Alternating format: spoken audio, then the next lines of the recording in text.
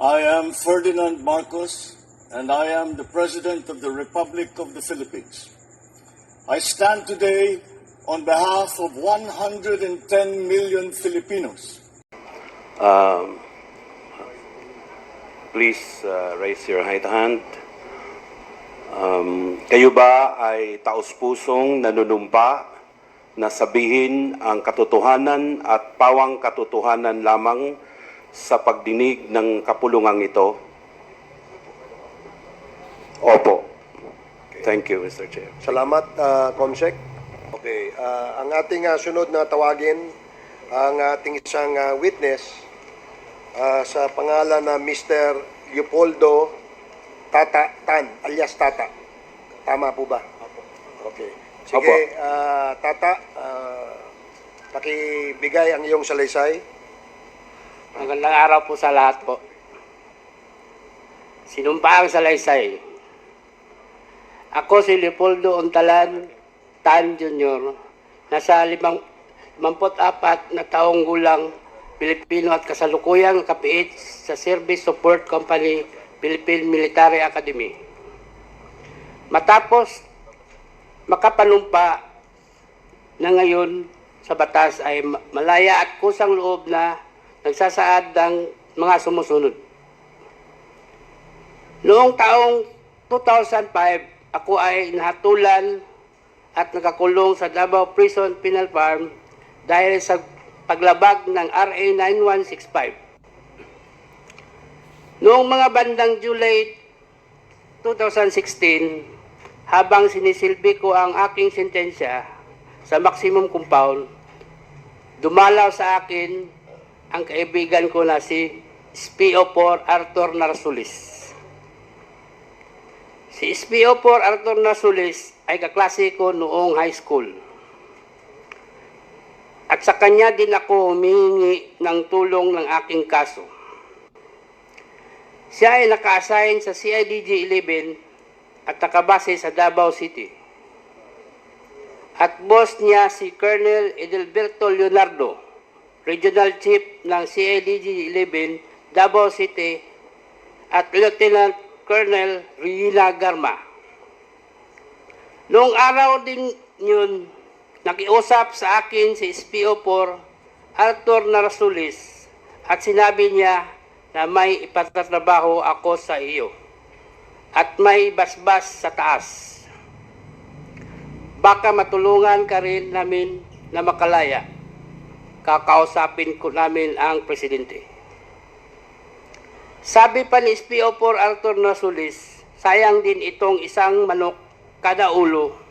Sa aking pagkakaintindi at pagkakaalam, ang isang manok ay 1,000,000. Tinanggap ko ang alok ni SPO4 Arthur Narsulis na pera at pangakong makakalaya ako. Dahil naniniwala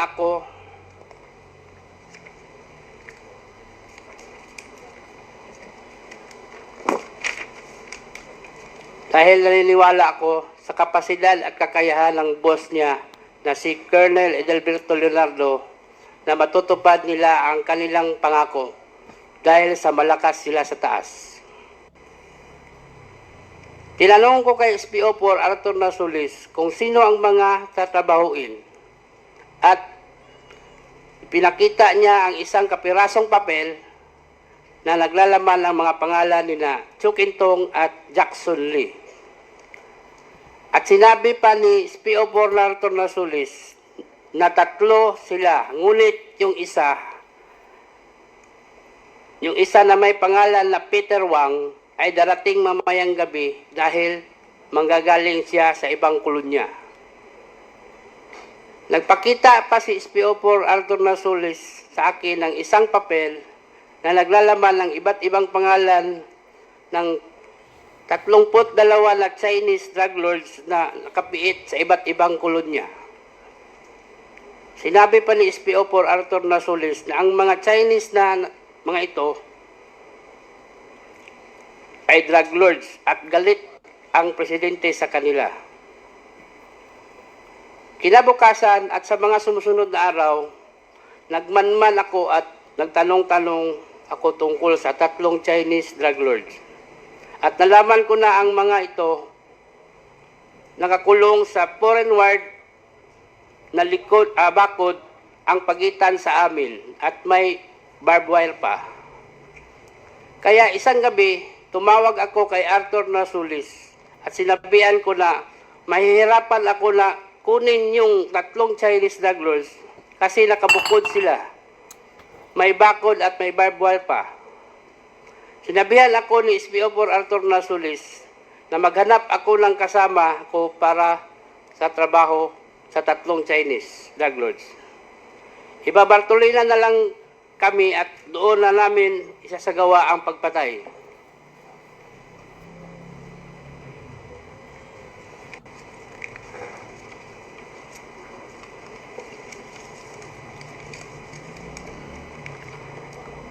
Ayaw nilang pumasok nung una dahil nakita kami sa loob ng selda ni Fernando Magdadaro.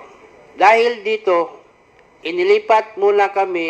Excuse me, sinusundan namin ng iyong affidavit, no? Parang hindi kasama itong pahinang ito. Pwede bang malaman kung kasama ito sa iyong itong number 14, page 3? Para lumagpas ka. Page 4 na siya eh. Number 14. Paki 13. Wala siyang page 2 siguro. Hindi niya nabasa yung page. Tumikit. Tumikit lang. Tumikit. Number 14. Ay, dumikit lang. 13, diba? Grabe guys, ano? Paki-check Nakakatakot. mo nga ulit kung yan ba kasama sa iyong salaysay. Ay, kaloka. Grabe talaga ito si Dugas. Matindi. Kasama ba yan? Pakisabi, Brutal. pakisagot mo lang. Yan bang pahinang yan ay kasama sa iyong sinumpaang salaysay? Kasama po. Okay, sige. Pwede mo nang ipagpatuloy. Dito ko na kinausap si Fernando Magdadaro na kasama ko din na bilanggo sa Davao Penal Farm and Prison Farm.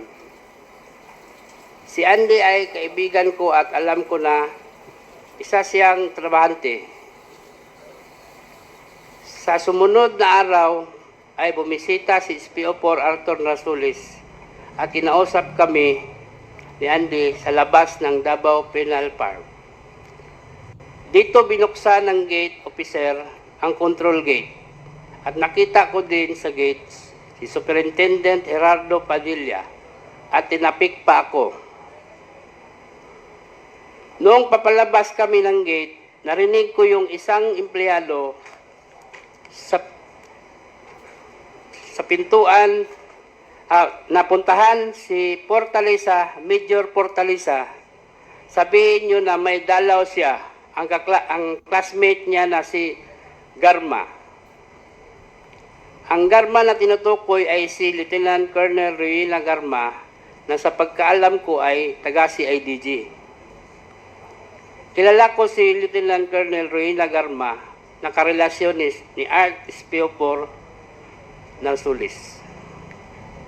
Kinabukasan, nagkaroon ng search at pinalabas na may nakuhang sachets ng shabu sa aking bulsa. Dahil dito, ako ay dinala sa Bartolina, Silda 6, kung saan nakasama ko si Fernando Magladaro na nakuhanan din ng shabu sa bulsa. Sa loob ng Bartolina, lumapit si Jimmy Fortaleza at sinabihan ako ng, "Tol, trabahuin nyo yan. Hindi kayo pwedeng pumalpak." Habang nasa Bartolina kami, si Jimmy Fortaleza ang nagbibigay sa amin ng kanin, ulam, sigarilyo at coke. Pagkaraan ng 2 araw, dinala ng mga taga-Bucor yung 3 Chinese drug lords sa Bartolina, Silda 6.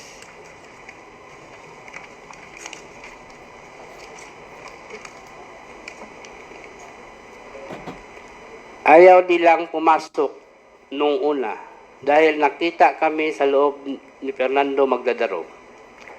Dahil dito, nilipat mula kami sa Bartolina, Silda 4, saka pumasok ang tatlong Chinese drug lords at pagkaraan ng ilang minuto ay binalik din kami sa Bartolina, Silda 6. Noong August 13 ng gabi, pinagsasaksak na namin yung tatlong Chinese drug lords. Ginamit ko ang korta at pagsaksak at si Fernando Magdadaro naman ay gumamit ng 29 balisong sa pagsaksak. Ang korta at 29 balisong na nagamit ng palaksak ay binigay ni Leo Pinkian isang araw bago yung insidente.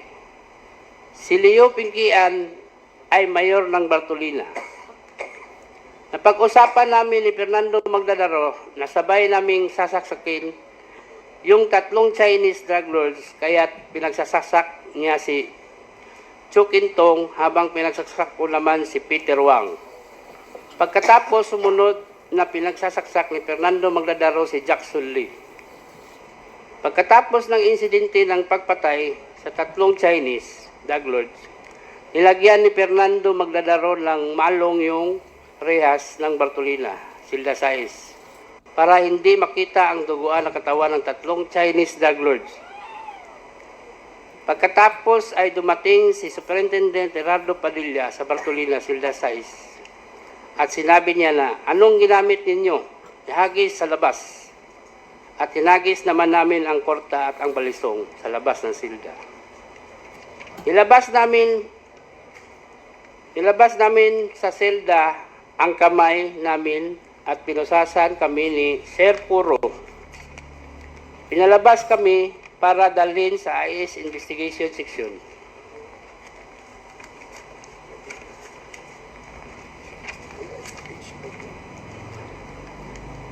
Habang naglalakad kami papuntang Investigation Section, tumunog ang cellphone ni Superintendent Padilla.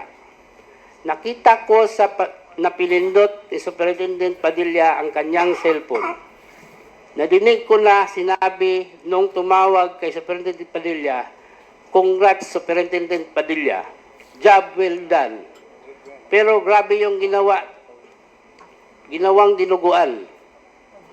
Alam ko na ang kausap ni Superintendent Padilla ay si Presidente Duterte dahil pamilyar ko ang boses niya. Sandali lang, no? Teka muna, medyo seryoso yung sinabi mo, eh. Pinaninindigan mo ba yan? Opo, sir. Pwede bang ulitin mo kung ano yung sinabi mo?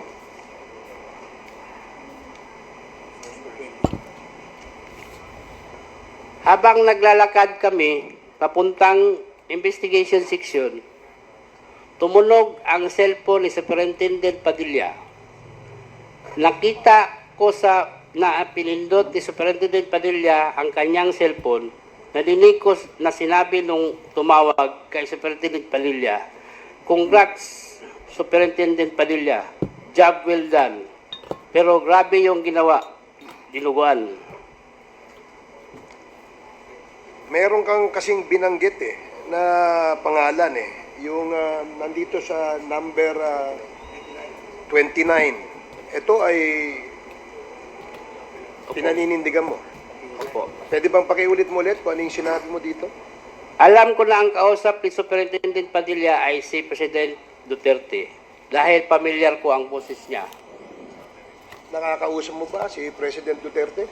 Naririnig ko lang palagi yung boses niya kaya pamilyar yung boses na narinig ko. Agoy, Sige, paktay. patuloy lang.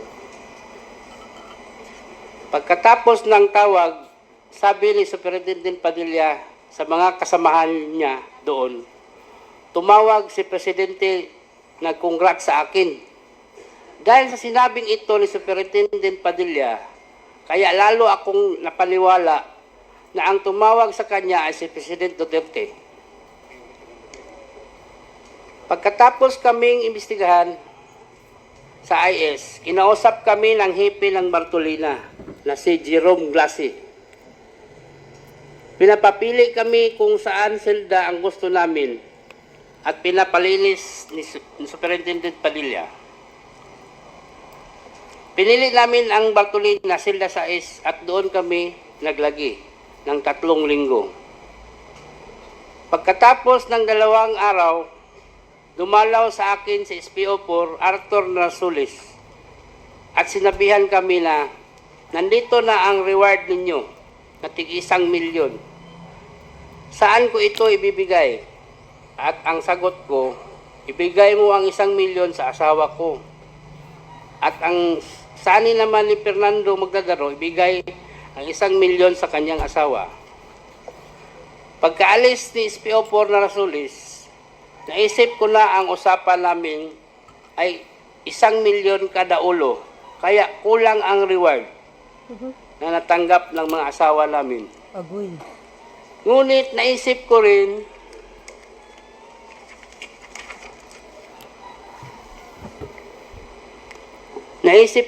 na isi-target lang naman at importante ay ang kalayaan namin.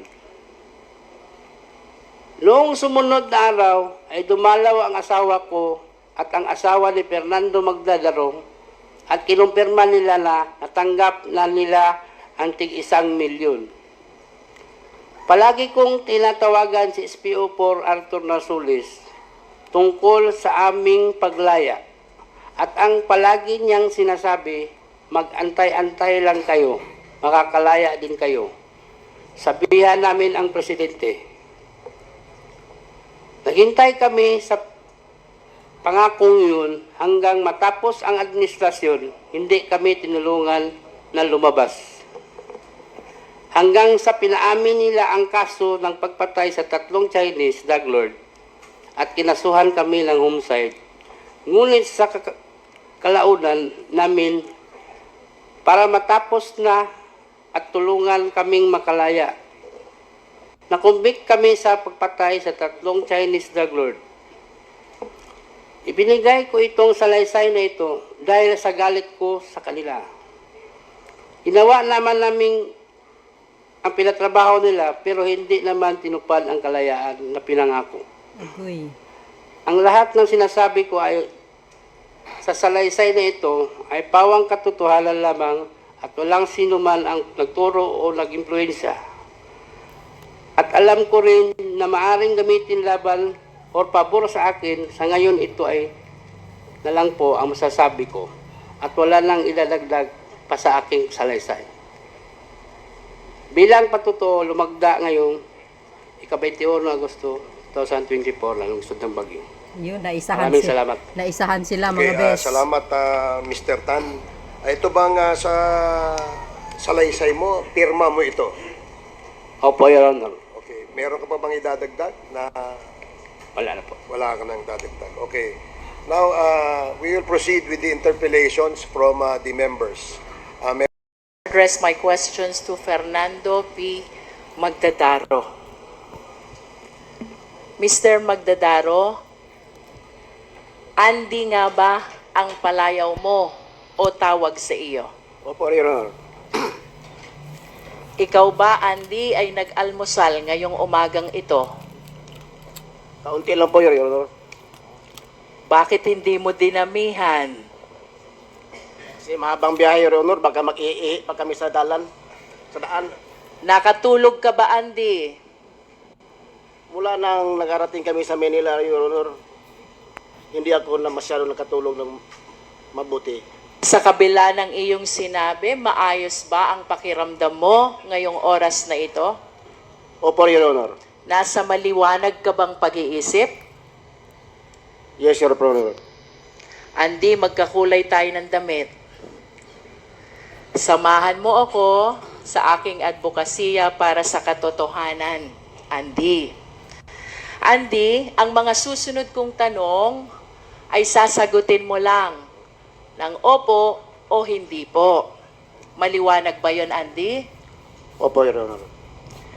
Naririto ka upang isalaysay ang ginawa ninyong pagpatay sa 3 Chinese nationals, sina Cho Kin Tong, Jackson Lee, at Wong pawang sentensyado ng mga kasong drugs noong August 13, 2016 sa Davao Prison and Penal Farm.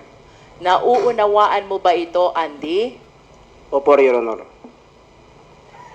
Ang ginawa ninyong pagpatay sa tatlong nationals, Chinese nationals, ay posibleng isa lamang sa maraming biktima ng war on drugs na kasalukuyang iniimbestigahan din ng Quad Committee. Nauunawaan mo ba ito, Andy? Opo, Your Honor. Ganon din, Andy. Ang pagpatay dito sa tatlong Chinese nationals ay posibleng bahagi din ng war on drugs.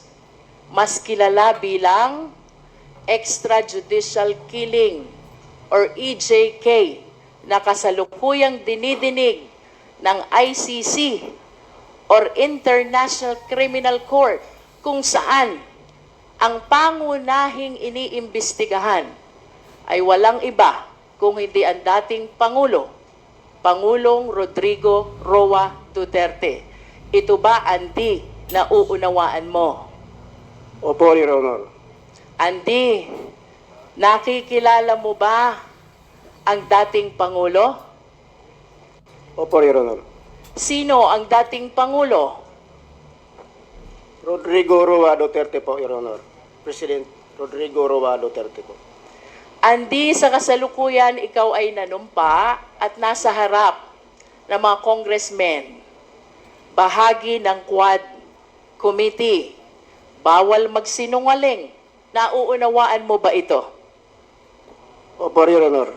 Napapanood ka din sa buong mundo, Andy. Nauunawaan mo ba ito? Opo, Your Honor. At sa kabila ng lahat ng aking mga naging katanungan sa iyo, Andy, sigurado ka ba sa ginagawa mo? Opo, Your Honor. Voluntaryo ba ang ginagawa mo? Opo. Handa ka ba sa posibilidad na maaaring itong pagpatay ninyo sa tatlong Chinese nationals ay bahagi nga ng war on drugs or EJK, kung saan ang pangunahing suspect ay walang iba kung hindi ang Pangulong Rodrigo Roa Duterte? Yes po, Your Honor. Punta tayo, Andy, sa iyong sinumpaang salaysay. Sa paragraph 3, iyong binanggit, nilapitan at kinausap ka ni Leopoldo Tan. Sino si Leopoldo Tan? Kasama ko po, Your Honor, sa bilangguan po. Ano? Maximum security compound. Ano ang dahilan, Andy, at nilapitan at kinausap ka ni Leopoldo Tan? Dahil po sa pagpatay po. Nangailangan po siya ng mga makasama niya sa pagtrabaho. Kailangan niya ng makakasama sa pagpatay. Napansin ko dito sa paragraph 4 ng iyong salaysay, ginamit mo ang salitang ipapatira. Ang ibig sabihin ba dito ng ipapatira ay ang pagpatay na binabanggit mo ngayon? Opo, Your Honor.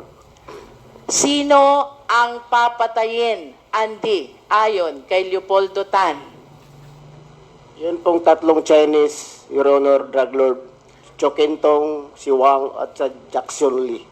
Yun po silang tatlo. Andy, saan matatagpuan nung panahong iyon itong tatlong Chinese national na ayon kay Leopoldo Tan ay papatayin? Doon po sa compound ng foreign ward po, Your Honor, nakahiwalay po sa maximum. Nalalaman mo ba, Andy, ang dahilan kung bakit ipinapapatay itong tatlong Chinese national? Yes po, Your Honor.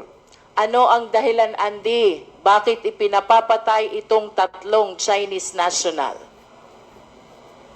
Drug lord po sila, Your Honor. Kasama po sa mga pinapatay sila. Sa makatuwid, Andy, naniniwala ka na ang dahilan kung bakit ipinapapatay itong tatlong Chinese national na ito ay dahil sila'y sentensyado ng mga kasong drugs. Tama? Opo, Your Honor. Ikaw ba ay kaagad pumayag sa nasabing paghingi ng tulong sa iyo ni Leopoldo Tan? Yes po, Your Honor. At maaari bang malaman ang dahilan? Bakit ka pumayag? Dahil po, Your Honor, sa kunting halaga at sa kalayaan po namin, Your Honor. Pwede bang malaman magkano yung konting halaga?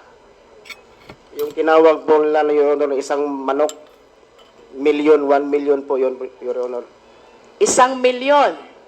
Opo, Your Honor. Nabanggit mo kanina na 3 ang papataying Chinese national. Magkano ang eksaktong halaga na ipinangako sa inyo? 2 milyon lang po ang nabigay nila, Your Honor. 3 po yun, pero 2 lang nabigay po. Ang ipinangako ay 3 milyon, pero ang ibinigay ay 2 milyon. Bukod ba sa pangakong pera, Andy, may iba pa bang ipinangako sa'yo? Dahilan kung bakit pumayag ka na tumulong kay Leopoldo Tan? Kalayaan po namin, Your Honor, pagkatapos ng trabaho namin. At nalalaman mo ba kung kanino nanggaling ang utos na sinabi sa iyo ni Leopoldo Tan? Si Leopoldo Tan lang po, Your Honor, ang nakaalam doon kung sinong tao na yun ang kausap niya. Mr. Chair, I understand that there are other members who wish to ask question to our witness. And to wind up the interpellation, Mr. Chair, I just wish to ask Mr. Magdadaro one last question.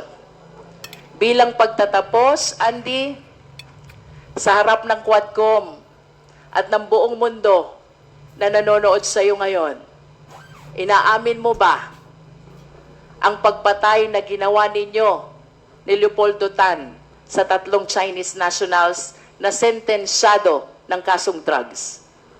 Inamin ko po, Your Honor. Mr. Chair, please allow this representation to make a very short manifestation. Mr. Chair, honorable members of the Quad Committee, without preempting the findings and recommendation of this inquiry in aid of legislation, I humbly submit that at the very least, the crime of murder under the revised penal code, particularly Article 248, has been established. 2 qualifying circumstances are present. One is evident premeditation. Pinagplanuhan ang pagpatay. Second, killing was done in consideration of price, reward, or pledge. Ang pagpatay ay dahil sa ibinayad na pera at ipinangakong kalayaan. However, Mr. Chair, if there are evidence to establish that this incident is part of the widespread or systematic attack against civilian population, then crime against humanity under Article 7, Rome Statute, is likewise established. You know. I understand, Mr. Chair, that while EJK, extrajudicial killing, is anchored under Article 7 of the Rome Statute, I wish to emphasize the following established facts in his affidavit. 1, there is an order to kill. 2, victims are involved in illegal drugs. 3, there was an actual killing incident. And 4th, the killing was done in consideration of money and other pledges. I humbly submit, Mr. Chair, that on the assumption that there are other evidence to establish the widespread and systematic attack against civilian population, we have a case for extrajudicial killing, Mr. Chair. And I urge the honorable members of Quadcom and even of the 19th Congress, this is not only illegal, this is immoral. Let us work together, condemn and fight extrajudicial killing. Wow, Thank you, Mr. I Chair. like this, Thank you, guys, Congresswoman Luistro. The manifestation of Congresswoman Luistro is noted. The next to Jeffrey Konghun. You're recognized. Jefferson, Mr. Chair. Jefferson, Mr. Chair, maaari ko po bang iparating ang aking katanungan kay Mr. Fernando Magdarao? Please proceed. Mr. Magdarao, gusto ko lang pong malinawan. Bakit ka naniwala na mabibigyan kayo ng pera kapalit ng pagpatay sa kanila? Naniwala po ako kasi may kausap itong kasama kong si Leopoldo Tan bago nangyari ang mga yon. Nakakilala niya, classmate niya dati na malakas sa taas na nasa gobyerno ng mga panahon na yon. Naitanong mo ba sa kanila kung kanino galing ang pera? Sa kanila galing yun, Your Honor, yung kausap ni Leopoldo Tan ang pera. Kaya nga, naitanong mo sa kanila kung kanino galing yung pera. Hindi na po, Your Honor. Dinagdag pa ni Leopoldo Tan na kayo ay nasa panig ng gobyerno at pinangakuan kayo ng kalayaan kapalit ng halaga. Dahil dito, pumayag ka sa kanyang pakiusap, tama ba? Opo, Your Honor. Bakit nasabi ni Leopoldo Tan na kayo ay parehong nasa panig ng gobyerno? Kasi kung nagkupirit po kami sa mga utos nila, Your Honor. Ano yung pagkakaintindi mo sa ibig sabihin nito? Yung mga utos, Your Honor, na natupad namin, ginawa namin ang mga utos nila. Ang utos nila, ginawa namin, Your Honor. Pero ang pinangako nila, hindi nila ginawa. Di ka ba natakot sa gagawin nyo ni Leopoldo Tan? Hindi po, Your Honor. Yung tatlong Chinese na inutos sa inyo para patayin, kilala mo ba itong mga ito? Opo, Your Honor. Paano? Nang dahil sa pag-surveillance namin doon sa area nila sa Parinward, Ayon sa iyong sinumpaang salaysay, no? Nagsagawa kayo ng surveillance sa foreigner area kung saan nakakulong yung tatlong Chinese. Tama po ba yun? Opo, Your Honor. Sa puntong ito ng surveillance, kilala nyo na ba o alam nyo na ba? Namumukhaan mo ba kung sino yung target ninyo? Opo, Your Honor. Paano mo nalaman kung sino yung papatayin ninyo? Paano mo nalaman kung sino yung target ninyo? Dahil yung tatlo, Your Honor, pinasok na doon sa area namin sa Silda Size. Kailan mo nalaman na yung mga target ninyo, ay sa yung salaysay, no? Si Cho Kintong, Jackson Lee, at Wong, kailan mo nalaman na yun yung mga papatayin nyo, yung target ninyo? Sa mga araw na po noon, Your Honor, nung dinala sila doon sa Silda Size po. Sa pagkakaintindi ko, no, ayon sa'yo, noong August 11, 2016, pumasok ang mga tauhan ng Bucor sa selda mo. Tama ba? Opo, Your Honor. Tapos kinapkapan ka, pinalabas na may nahuling sabu sa'yo. Tama ba? Opo, Your Honor. At ano ang pagkakaintindi mo sa pangyayaring ito? Parang connected na po sa paghuli, Your Honor, para mapatay yung tatlong inchik po. Tingin mo ba ito ay bahagi sa plano ni Leopoldo kung paano niyo iligpit yung tatlong Chinese drug lord? Opo, Your Honor. Dahil dyan sa mga nakuha sa inyong shabu, di ba may nakuha sa inyong shabu, di ba?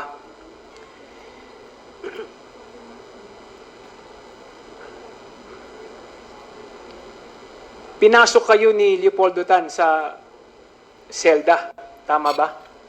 Opo, Your Honor. At ayon sa'yo, dinala ng mga taga-Bucor ang tatlong Chinese nationals sa inyong selda rin.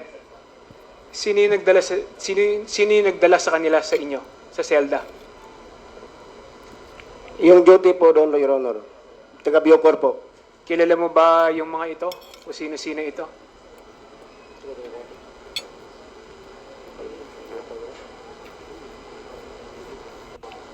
Sir Poro po, Your Honor.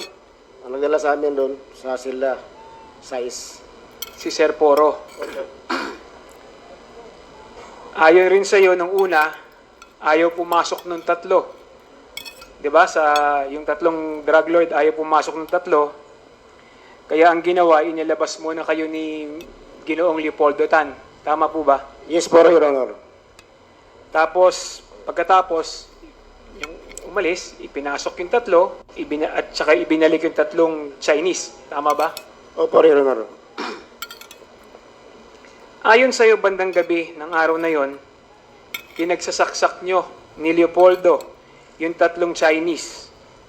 Ginamit mo sa pagsaksak ay 29, samantala si Leopoldo ay korta na parehong bigay sa inyo ni Leo Pinkian. Tama ba sa iyong salisay? Opo. Ano yung korta? Yung balisong din yan, Your Honor. Ano yung tsura nun? Parang Pasensya ka na, hindi ko alam kung yung tsura ng korta. Ano yung korta? Parang Batangas rin, Your Honor. Parang maliit lang siya, pero sulit siya talaga. Okay.